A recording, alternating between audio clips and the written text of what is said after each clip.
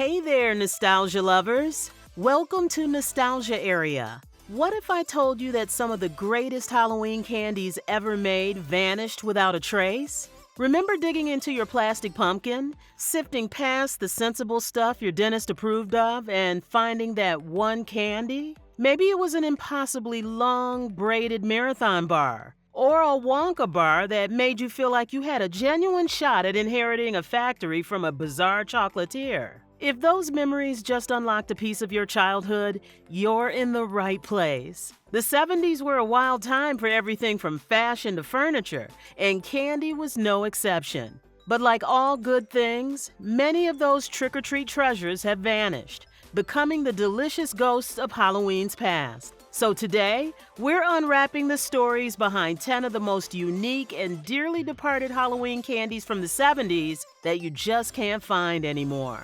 Let's start with the legend itself, the Marathon Bar. Candy, the Marathon candy bar, fast, quick, Carl.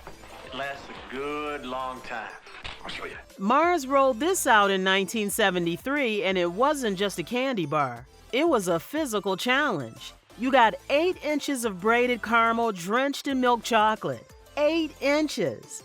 Basically the candy bar equivalent of a dare. The bright red wrapper with the ruler wasn't just iconic, it was a taunt. The whole campaign bragged, the candy bar you can't eat quickly. Commercials even featured a cowboy named Marathon John, often played by Patrick Wayne, John Wayne's son, who dared villains to eat it fast, a challenge they always failed, presumably because their jaws gave out. So why did it disappear?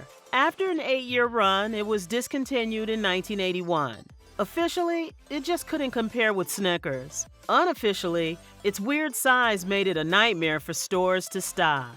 Next up, the candy that couldn't make up its mind, the 7-Up bar. The 7-Up candy bar was like opening a box of chocolates. Before it was discontinued in 1979, this thing was an architectural marvel. 7 different chocolate segments, each with a unique filling: Brazil nut, butterscotch, coconut, caramel, fudge, cherry cream, and orange jelly. It was like a sampler box for people too impatient to use a sampler box. But its downfall? Trademark trouble. The candy bar ran into the 7-Up soda company and lost the naming battle. Combine that with the nightmare of producing 7 fillings in one bar, and Pearson's finally said, yeah, no. By 1979, it was gone, taking one of the most creative candy concepts of the decade with it. Apparently, there just wasn't room in the world for 2 7s. Now, this one was pure chaos in a pouch. Space Dust, released by General Foods after the success of Pop Rocks, In peace to bring you terrific tasting Space Dust sizzling candy. was basically Pop Rocks ground into powder. Pop Rocks' weirder, quieter sibling.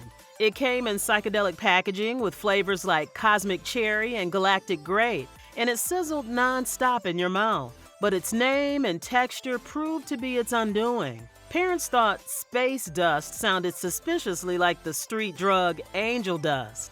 Ah, the 70s, when moral panic came in every flavor. General Foods tried rebranding it as Cosmic Candy, but then came the myth that mixing it with soda would make your stomach explode. Despite zero evidence, the rumor spread faster than a sugar rush at recess. The company tried to debunk it, but the damage was done.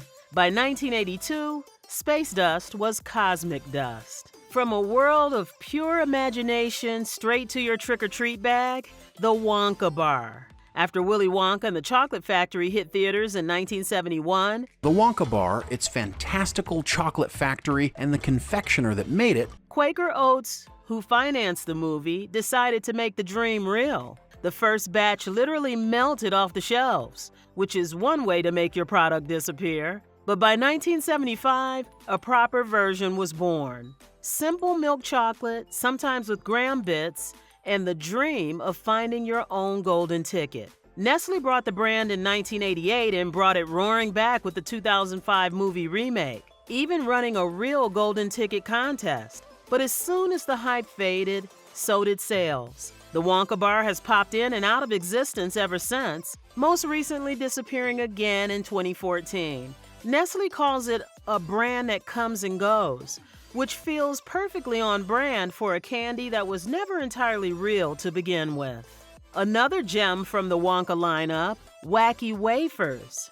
Giant, colorful discs the size of a $50 coin, Wacky Wafers were large, fruit-flavored wafers famous in the 70s. packed in clear wrappers.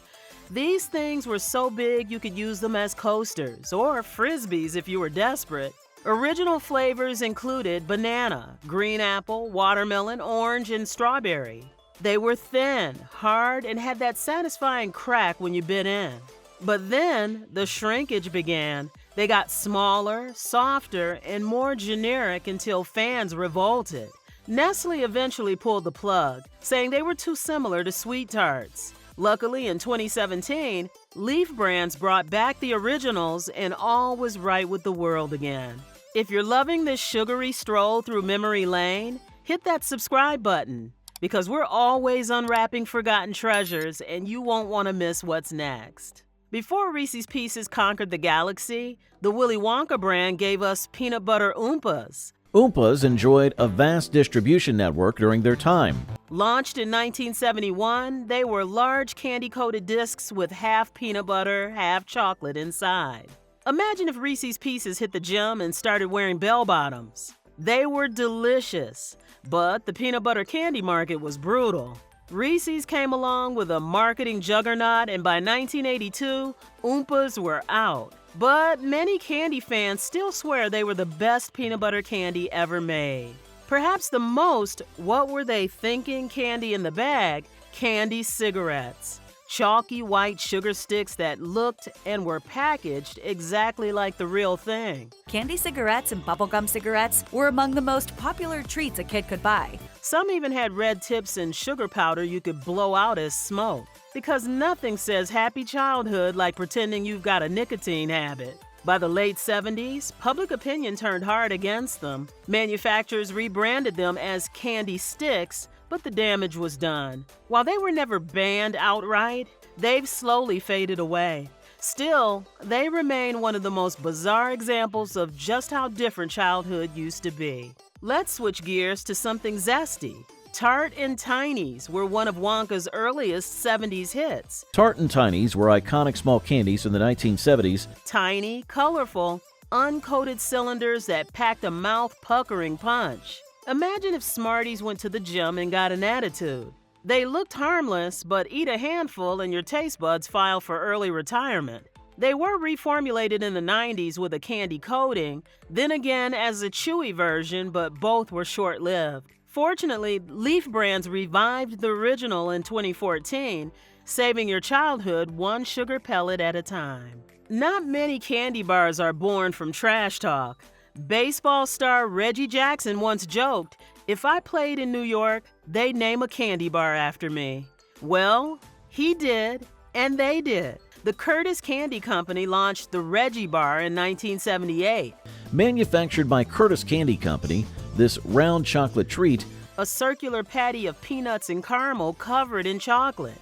At Yankee Stadium's home opener, fans were handed thousands. When Reggie hit a home run, they showered the field with candy bars, stopping the game in a 5-minute chocolate blizzard. Only in the 70s could a candy bar cause an actual game delay, and everyone thought it was awesome. It was discontinued in 1982, made a brief 90s comeback, and then vanished. But in a twist ending, Reggie Jackson himself helped to bring it back in 2023. You can actually buy one today. Finally, the classic of classics, Mary Jane. First made in 1914, these chewy peanut butter molasses taffies were a Halloween staple through the 70s. The molasses and peanut butter candy was named for their favorite aunt, Mary Jane. The yellow wrapper with the little girl logo was instantly recognizable and probably stuck to half your candy haul. You didn't always love finding one in your bag, but you always remembered it. By the late 70s, the simple, old-fashioned flavor felt out of step with modern candy trends. After a few ownership changes and bankruptcies, production stopped until Atkinson Candy Company brought them back in 2020. They're not common in Halloween assortments anymore, but they still exist. A quiet reminder of a simpler and much stickier time. From the 8-inch long marathon bar to the 7 flavors in one 7-Up bar, the candies of the 1970s were nothing if not ambitious. They were products of a time when a candy bar could be an event, a novelty, or even a weird little work of art. Sure, we miss the taste and the memories, but maybe some things are special because they didn't last forever. They belong to a specific time and place, to our childhoods, sorting through a pillowcase full of loot and trying to trade our siblings out of the good stuff. They just don't make them like they used to. Which one of these candies do you wish would come back? Or was there another forgotten favorite we missed? Share your sweetest memories in the comments below. And don't forget to subscribe for more nostalgic deep dives into the weird, wonderful past.